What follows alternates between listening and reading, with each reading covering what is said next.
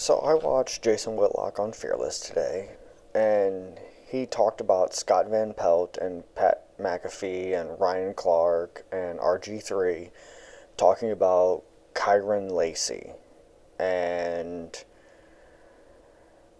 that he caused a traffic accident and then that all the cops are racist and how dare they coerce people. There's video, there's video, there's video. But now they're backtracking. Scott Van Pelt and Pat McAfee have apologized for saying they didn't know the full story. And I guess my thought is, why say anything at all? It's an ongoing investigation. The trial hasn't even taken place yet. It wasn't supposed to take place. But because he did the things he did and then decided to end it, so now it's just a tragedy and all the cops are racist. Like, do you think everything came out? That's not how investigations work. And what is with all these athletes that just want to go off half-cocked? And then the truth comes out and they look stupid. I don't understand why you want to look stupid all the time. And Jason Whitlock was okay with Pat McAfee and Scott Van Pelt's apology, and I'm not. They're going to do it again. They're going to go off half-cocked, and they're going to just jump to conclusions, and then say, like, calling someone racist, that's a pretty big deal. Saying that you coerced people and manipulated evidence and what people were saying, and that's serious stuff, and you can just go willy-nilly and then, I'm sorry. That's not how it works. You can't just have a little apology and it all goes away. Why are we allowing this? Why is ESPN allowing this?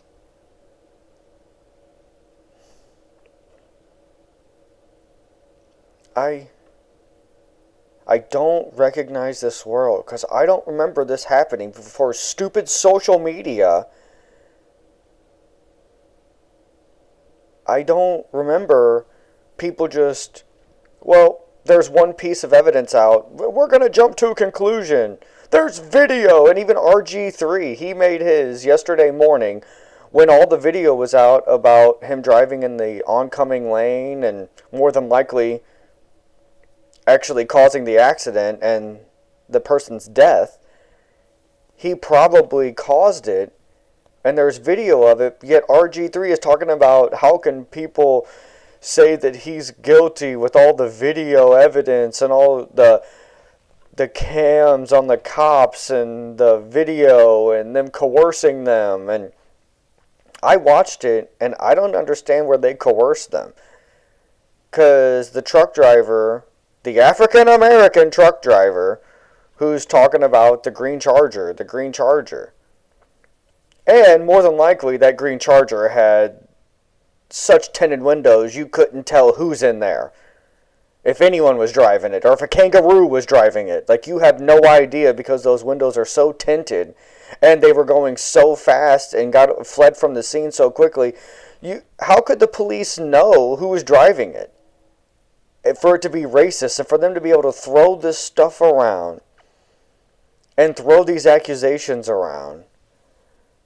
But a person that led to someone's death, more than likely, because again, I don't know 100%. I'm not going to say, he is guilty, that piece of shit. No. I'm sad that this did the mental number on him. This Kyren Lacy, like, that's sad that he was that mentally weak. That his actions that he decided to do caused him to lose it mentally, where Jason Whitlock talked about the reason why the cops were looking for him before he decided to end it after his car accident that he was in and then ended it. he was in a screaming match yelling at people and then fired a shot into the ground with his gun. And like, for him to lose it mentally like that because of this, yeah, you messed up. You're going to have to pay the consequences. But for you to end it all, that's mentally weak. I'm not saying I'm necessarily mentally strong, but I hope I'm not that mentally weak. I've messed up a lot. I've never been involved in someone's death. And if it's the guilt that his actions cost someone their life, that can weigh on people. And a lot of people from the military that see some really bad stuff, and knowing several military people, it's not the people that are the bad guys that are trying to hurt them. It's the innocents. It's the collateral damage that really stick with them and haunt them, quite frankly. And if this young man was haunted by that person's death that he was involved in, I mean, it's never the right thing to take your own life. It's not. Never. Because what if this young man, what if after he gets out, he becomes a champion for driving like this and has this platform and can change all these young people's lives that have money and get these fast cars and then cause bad things? Because we're seeing it more and more where, yes, you see traffic tickets, but now there's these accidents that are happening. And it's one thing driving fast at night, no one's around, you get a ticket.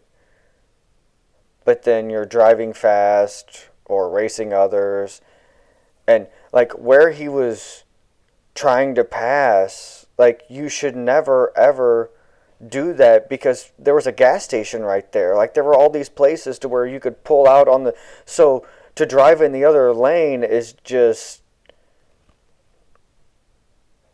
it's asking to hurt someone. That's what you're asking, is like, hey, I would really like to hurt someone, so let me do this. That's what he did. And it's sad that he's no longer with us because of the actions that he did, and then probably the guilty conscience that he had for it. But just all these morons running off half-cocked and throwing these accusations around like cops are racist. And then you wonder why people are saying defund the police. It's because people are so stupid. They don't listen to the full story, and then they just go off with the narrative, and, well, they must be right. Why must they be right? Because they're stupid and they don't know the whole picture? Because I've always heard there's two people's stories, and generally the truth is somewhere in the middle. And those people on the road had a story.